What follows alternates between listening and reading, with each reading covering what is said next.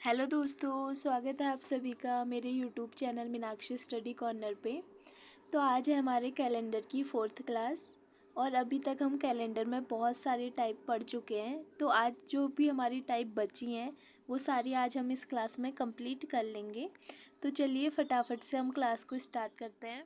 अब देखिए पहला क्वेश्चन क्या है, वर्ष 2025 में कौन सा दिन 53 बार आएगा। ठीक है, हमें बताना क्या है कि जो भी हमारे वार होते हैं यानी कि सप्ताह, जो उसमें दिन होते हैं जैसे सोमवार, मंगलवार, इनमें से पूछ रहा है कि रविवार तक, सोमवार से रविवार तक कौन सा दिन 53 बार आएगा। तो देखो 53 बार क्या आएगा, देखो मैंने सिंपल ईयर में आपको क्या बताया था कि सिंपल ईयर में क्या बताया था मैंने आपको, कितने दिन होते हैं हमारे हमारे होते हैं 365 दिन। ठीक है, और जिसमें से क्या होते हैं हमारे 52 तो क्या होते हैं हमारे सप्ताह होते हैं।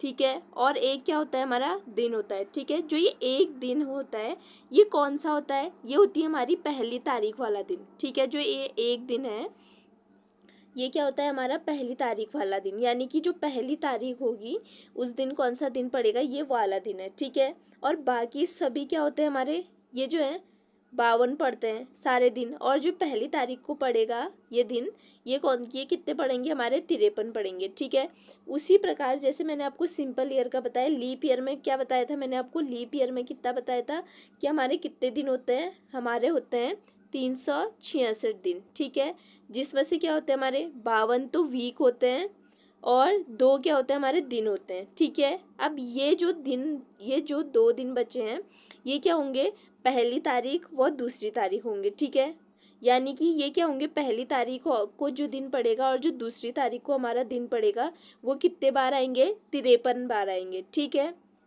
और बाकी जो ये 52 वीक होते हैं हमारे, ये इसमें जो भी दिन होंगे कितने बार आएंगे, 52 बार आएंगे। लेकिन जो ये +2 और +1 लिखा है, इसमें जो पहली तारीख को दिन पड़ेगा वो 53 बार आएगा, इसमें जो पहली और दूसरी तारीख को दिन पड़ेगा वो 53 बार आएंगे। ठीक है, वो तारीख। ठीक है, तो सबसे पहले हमें निकालना क्या है, इसमें वर्ष 2025 में कौन सा दिन 53 बार आएगा कह रहे हैं ना। तो सबसे पहले हमें क्या निकालना है, पहला दिन। तो देखो पहला दिन कैसे निकालेंगे हम, 1 जनवरी लिखा मैंने, 1 जनवरी 2025 कैसे निकालते थे हम, सबसे पहले हमने क्या लिखना है, डेट कितनी है, पहले दिन की निकाल ले तो पहली तारीख हो गई। महीना जनवरी का है, इसका कोड क्या था हमारा, 1 था। ये क्या है 2025, 2000 का कोड क्या था हमारा, 2000 का कोड था हमारा 6। अब हमने लिखना है ईयर कौन सा है, 25। ठीक है, अब देखो इसमें लीप ईयर कितने होंगे, तो 25 को अगर मैं 4 से डिवाइड करूं तो कितना बचेगा, शेष कितना आएगा, 6। ठीक है, इतना आ गया। अब इन सबको मैं जोड़ दूं तो कितना आ रहा है, ये आएगा हमारा 39। ठीक, अब 39 को क्या करना है हमने, 7 से डिवाइड करना है। कितने बार जाएगा, इस 7 पंचे कितना हो गया, 35।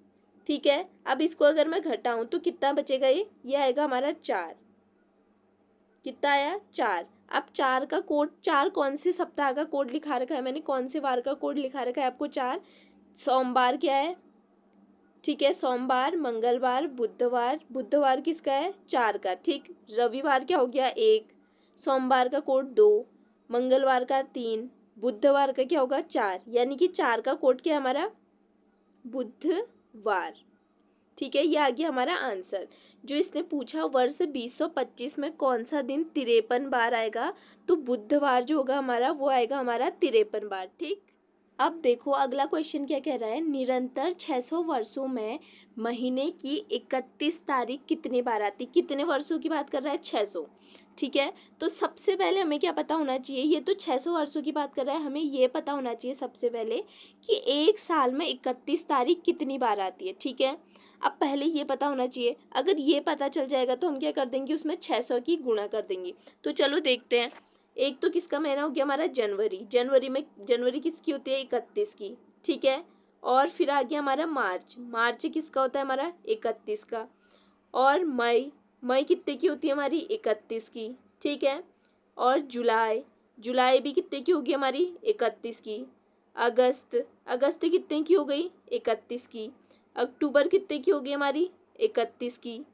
और क्या बचा हमारा, दिसंबर भी कितने का है हमारा, 31 का। ठीक है, तो देखो टोटल एक साल में कितने बार 31 तारीख आ रही है हमारी, 1 बार, 2 बार, 3 बार, 4, 5, 6, 7, मतलब कुल मिलाकर एक साल में कितनी बार आ रही है हमारी, 7 बार क्या आ रहा है, 31 तारीख आ रही है। ठीक है, तो अब 600 वर्षों का निकालना है, तो हम क्या कर देंगे, 600 गुणा 7 कितना हो जाएगा है, 7 छक कितना होता है हमारा 42, यह आ गया हमारा आंसर। ठीक है, निरंतर 600 वर्षों में महीने की 31 तारीख कितनी बार आएगी, 4200 बार। ठीक है, अब देखो अगला क्वेश्चन क्या कह रहा है, यदि 16 मार्च को रविवार था, ठीक है 16 मार्च को रविवार था, तो उस माह में कितने शनिवार और सोमवार होंगे, कब, मार्च में कितने सोमवार और शनिवार होगा पूछ रहा है। ठीक है, इसने क्या कहा है, 16 को क्या है कह रहा है, ये संडे है, संडे है। ठीक है, और पूछ क्या रहा है, शनिवार और सोमवार, यानी कि मंडे और सैटरडे पूछ रहा है। तो संडे से पहले क्या आता है हमारा, सैटरडे आता है, यानी कि 15 को क्या होगा हमारा शनिवार, यानी कि सैटरडे, और संडे के बाद क्या आता है मंडे, सोमवार कब आता है, रविवार के बाद, यानी कि 17 को तो क्या हो गया हमारा, 17 को हो गया हमारा मंडे। ठीक है, अब पूछा क्या है, उस माह में कितने शनिवार और सोमवार है। ठीक है, तो देखो सबसे पहले हमें क्या पता है, सैटरडे का निकालते हैं। सबसे पहले सैटरडे का निकालूं अगर मैं, तो देखो एक तो हमें क्या पता है 15 को है। ठीक है, 15 में से 7 में माइनस करूँ तो कितना हो जाएगा 8, और 8 में से 7 माइनस करूँ तो कितना हो गया 1। ठीक है, अब 15 में 7 जोड़ूँ तो कितना हो गया 22, 22 में 7 जोड़ूँ तो कितना हो गया 29। ठीक है, अब ये तो निकल गया हमें सैटरडे का, हमें सैटरडे पता चल गया है कि मार्च के महीने में कितने सैटरडे आए। ठीक है, अब हमें निकालना है सोमवार, क्योंकि उसने शनिवार और सोमवार 2 का पूछा है, शनिवार का तो हमने निकाल लिया, अब हम निकालते हैं सोमवार का। तो देखो सोमवार को कब है, एक तो हमें पता है 17 को है, तो 17 में से मैं 7 घटाऊंगी कितना आएगा 10, 10 में से 7 घटाऊँ कितना आएगा 3, 17 में अगर मैं 7 जोड़ूँ कितना आएगा 24, 24 में 7 जोड़ूँ कितना आएगा 31।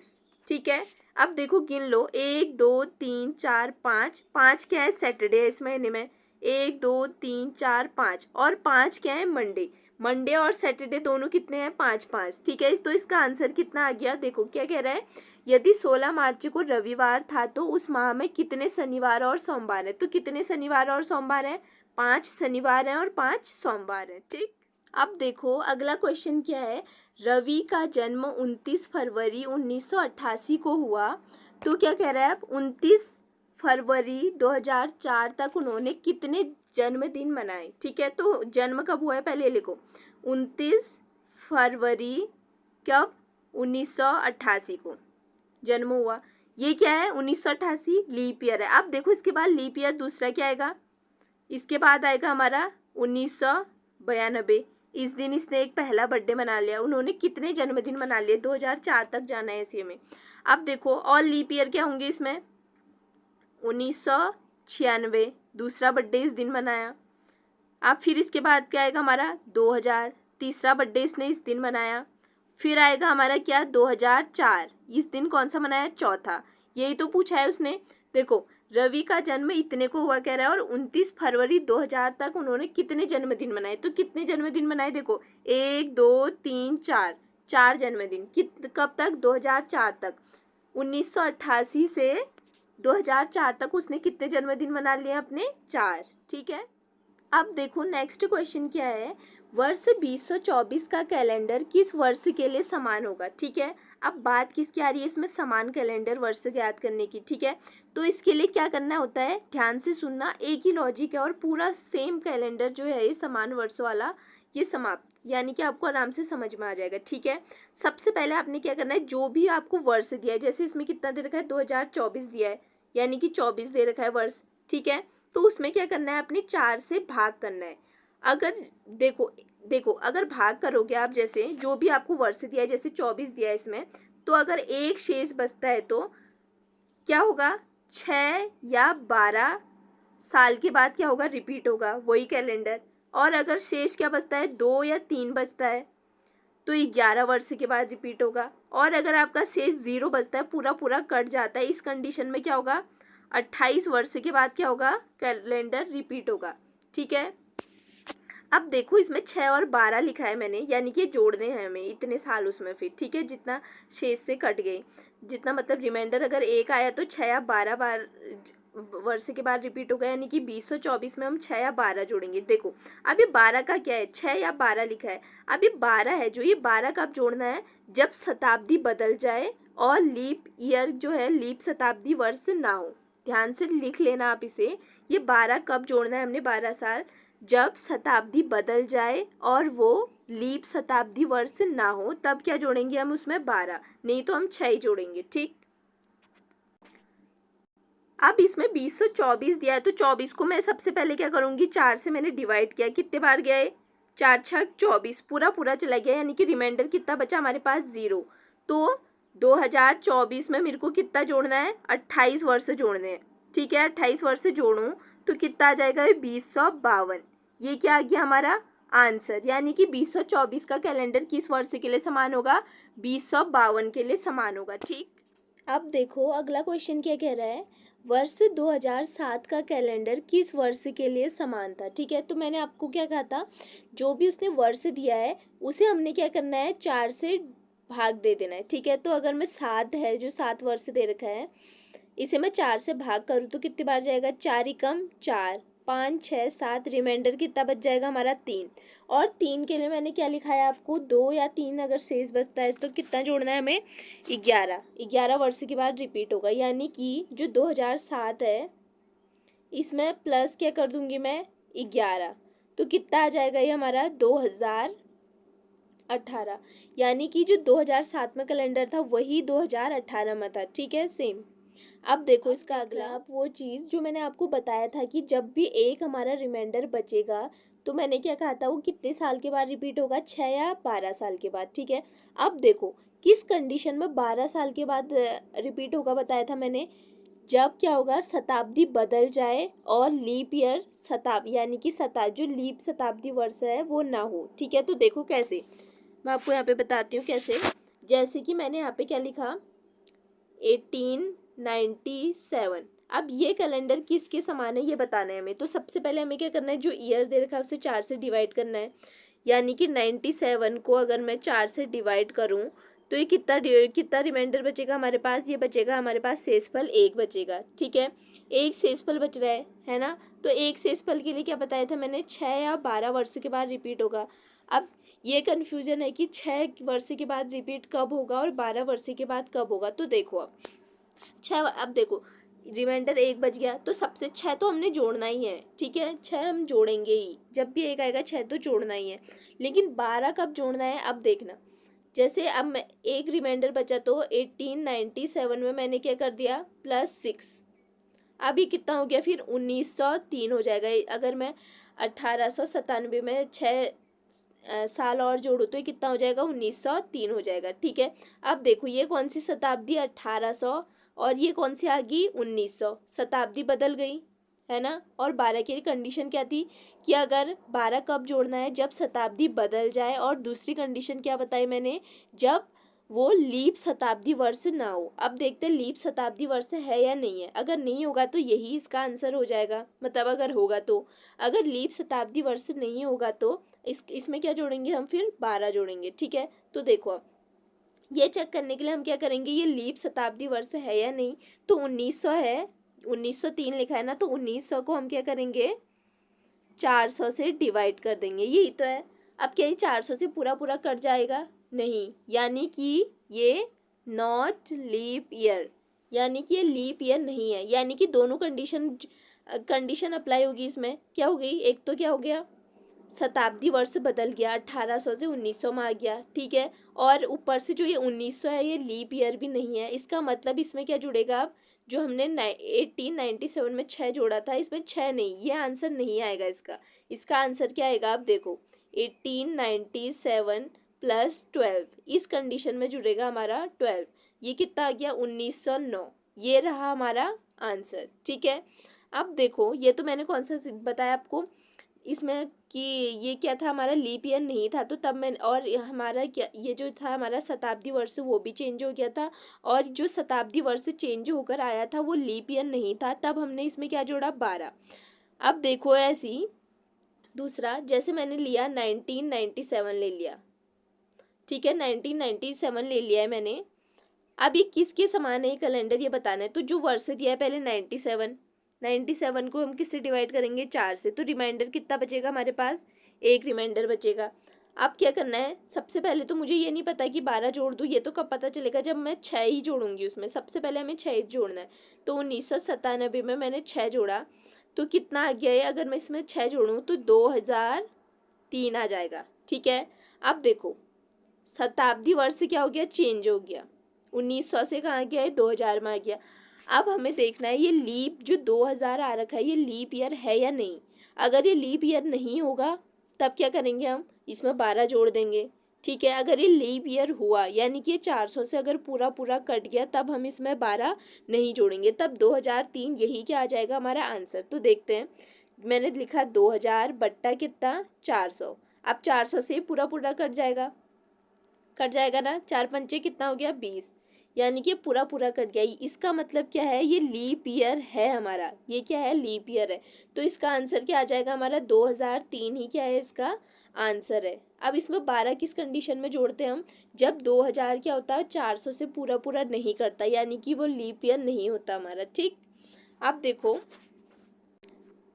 अब देखो एग्जाम्पल के तौर पे मैं आपको और क्वेश्चन कराऊंगी। अब देखो अगला क्वेश्चन क्या है, 2025 के समान कैलेंडर कौन से ईयर में आएगा ये बताना है हमें, ठीक है। तो देखो जो मैंने क्या कहा था, जो ईयर दे रखा है, ईयर क्या दे रखा है, 25। अब इसको अगर मैं 4 से काटूँ तो कितने बार कट रहा है, 4 छक 24, यानी कि रिमाइंडर कितना बच गया हमारे पास, एक। और एक के लिए क्या कंडीशन है, या तो 6 वर्ष के बाद रिपीट होगा या तो 12, जो अभी अभी हम करके आए हैं। तो सबसे पहले तो मैं क्या करूँगी, 2025 में क्या जोड़ दूंगी, 6 जोड़ दूंगी, क्योंकि रिमाइंडर कितना आ रखा है, एक, इसीलिए मैंने 6 जोड़ा है, ठीक है। तो ये कितना आ जाएगा हमारा, 2031 आ जाएगा, ठीक है, 2031 आएगा। अब देखो, अब 2000 तो क्या है, ये देखो सेंचुरी ईयर है, ठीक है, सेंचुरी ईयर तो सेम है, तो आंसर क्या आएगा, अब यही क्या आएगा, इसका आंसर आएगा, क्यों, ठीक है, क्योंकि 2000 जो है वो लीप ईयर है और ये 400 से पूरा पूरा कट जाएगा। इसका मतलब हमें इसमें 12 जोड़ने की ज़रूरत नहीं है, 6 से ही यहाँ पे काम बन गया है, ठीक है, ये आ गया हमारा आंसर। अब देखो अगला क्वेश्चन क्या है, 2016 के समान कैलेंडर पूछ रहा है, किस वर्ष में होगा। तो हमें 16 को अगर मैं 4 से डिवाइड करूँ, जो वर्ष दे रखा है, 4 चौक को 16, यानी कि पूरा पूरा कट गया, तो रिमाइंडर कितना बचा, 0। और जब भी मैंने आपको क्या बताया था, जब भी 0 शेषफल बचे तो कितना जोड़ना है हमें, 28। 28 वर्ष के बाद रिपीट होगा, यानी कि 2016 प्लस कितना कर दूंगी मैं, 28, तो ये जोड़कर कितना आ जाएगा हमारा, 2044, ये आ गया हमारा आंसर, ठीक।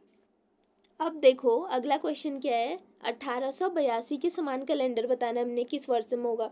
तो सबसे पहले 82 को क्या करूँगी मैं, 4 से डिवाइड करूँगी, तो कितने बार कट रहा है, 20 बार कटेगा। और रिमाइंडर कितना बच जाएगा इसमें, 20 चौको 80 होता है, तो रिमाइंडर कितना बच गया हमारा, 2, क्योंकि ये कितना है, 82। और 2 शेषफल बचे, तो मैंने क्या कहा था उसमें, उसके लिए क्या कंडीशन है उसमें, वो 11 साल के बाद रिपीट होगा, यानी कि 1882 में कितना जोड़ना है हमें, 11 जोड़ना है। तो कितना आ जाएगा हमारा ये, 1893, ठीक है, यही क्या है हमारा आंसर, ठीक। आप देखो अगला क्वेश्चन क्या कह रहा है, यदि किसी व्यक्ति ने अपना जन्मदिन 25 दिसंबर 2015 को शुक्रवार के दिन मनाया, तो बताएं आने वाले किस वर्ष में वह पुनः अपना जन्मदिन शुक्रवार को मनाएगा। यानी कि क्या कह रहा है ये, वो हमें वो वाला ईयर बताना है, जब देखो इस ईयर में 2015 में तो इसने क्या किया था, 25 दिसंबर को अपना बर्थडे सेलिब्रेट किया, ठीक है, और उस दिन कौन सा वार था, शुक्रवार था, ठीक। अब हमें फिर वो साल बताना है जब फिर से क्या है, 25 दिसंबर को शुक्रवार आए और उस दिन उसका बर्थडे हो, ठीक है।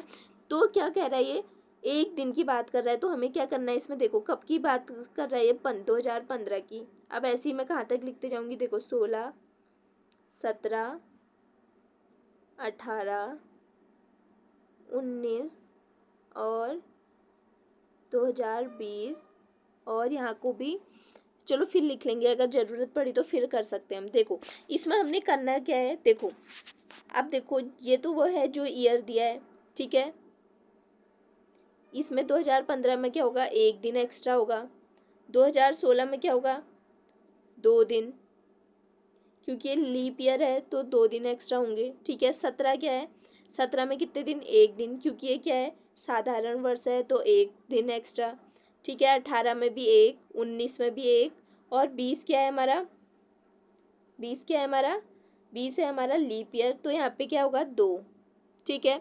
अब देखो ऐसे अगर इस टाइप के अगर सवाल आ जाए तो यहाँ पर क्या करना है हमें, जहाँ पर भी क्या योग बन जाए, कौन कौन सा, देखो जहाँ पर भी 8 बन जाए जोड़कर योग, या 15 बन जाए, या 22 बन जाए, इन तीनों में से कोई एक योग बन जाए तो वहाँ पर क्या आ जाएगा हमारा आंसर। तो देखते हैं, सबसे पहले एक में मैं 2 जोड़ूँ, 3 हो गया, 4 हो गया, 5, 6, 7, 8, देखो यहाँ पे कितना आ गया हमारा 8, ठीक है। अगर 8 नहीं आता तो 15 को देखते हैं हम, ठीक। फिर अगर 15 भी नहीं आता तो 22 को देखते हैं। अब 2020 ही तक में 8 कहाँ पर आ गया हमारा, 2020 वर्ष में आ गया है, ठीक है। इसका मतलब क्या है कि अब 2020 को, यानी कि 25 दिसंबर 2020 को फिर से क्या होगा, इस दिन शुक्रवार आएगा। अब देखो 2015 से अब कब 2020 में क्या आएगा, शुक्रवार कब आएगा, उसी दिन आएगा, किस दिन, 25 दिसंबर को, ठीक है। तो क्या निकालना है आपने, जोड़ा, देखो योग जहाँ पर भी 8 आ गया, या 15 या 22 आ गया, वहीं पे आपका क्या हो जाएगा, आंसर आ जाएगा। अब मेरा योग यहाँ पे, जहाँ पर जोड़ते जोड़ते कहाँ पर 8 बन गया मेरा, 2020 में 8 बन गया। अगर यहाँ पे नहीं बनता तो मैं और आगे को लिखती, 2021, 22, 23 ऐसे लिखते जाती, ठीक है। लेकिन 2020 में ही क्या बन गया है, 8 का पूरा पूरा योग बन गया, यानी कि पूरा जोड़ के 8 कहाँ पर तक आ गया है हमारा, 20 तक। तो यही क्या है हमारा आंसर, क्या, 2020। तो वो कह रहा है कि इस वर्ष में वह पुनः अपना जन्मदिन शुक्रवार को मनाएगा। तो 2020 का जो वर्ष होगा उस दिन पुनः वो अपना जन्मदिन कब मनाएगा, शुक्रवार को, ठीक। अब इसी में आप एक चीज़ और देख लीजिए, कभी कभी क्वेश्चन आ जाता है इस टाइप से कि शताब्दी का प्रथम दिन मतलब कौन सा हो सकता है। आपको ऑप्शन में दिया होगा, एक तो सोमवार, फिर दिया होगा रविवार और शुक्रवार। तो आपको टिक कैसे, जब ये कैसे पता करोगे आप, जब आपको ये पता होगा, ठीक है। देखो ये तो आपको रटना ही पड़ेगा, ठीक है। देखो शताब्दी का प्रथम दिन कौन कौन से हो सकते हैं, देखो सोमवार हो सकता है, मंगलवार हो सकता है, बृहस्पतिवार हो सकता है, और शनिवार हो सकता है। यही 4 दिन हो सकते हैं, कौन से, शताब्दी के प्रथम दिन इन्हीं से शुरू हो सकते हैं। कौन कौन से दिन से, सोमवार से, या मंगलवार से, या बृहस्पतिवार से, या शनिवार से। अब देखो कौन कौन से नहीं हो सकते, बुधवार से शुरू नहीं हो सकता, शुक्रवार से और रविवार से इनसे शुरू नहीं हो सकते, ठीक है। अब देखो ये तो बात की हमने कब की, शताब्दी के प्रथम दिन की, कि कौन कौन से हो सकते हैं।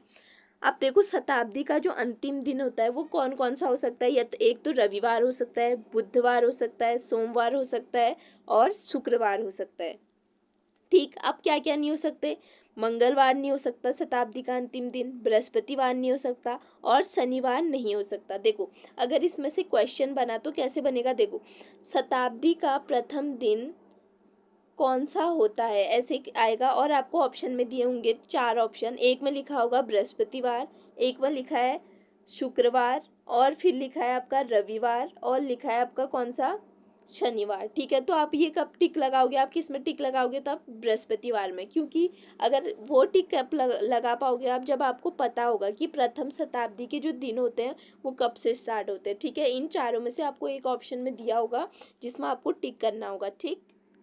तो चलिए दोस्तों, आज की क्लास में बस इतना ही, और इसी के साथ हमारे जो रीजनिंग का टॉपिक था कैलेंडर, वो भी समाप्त हो चुका है। तो अब हम मिलेंगे एक नए टॉपिक के साथ। और अगर आपको वीडियो पसंद आई हो तो प्लीज़ वीडियो को एक लाइक ज़रूर करना, और चैनल को सब्सक्राइब करके बेल आइकन प्रेस कर देना, ताकि आपको आने वाली सभी वीडियोस का नोटिफिकेशन मिल सके। Thank you.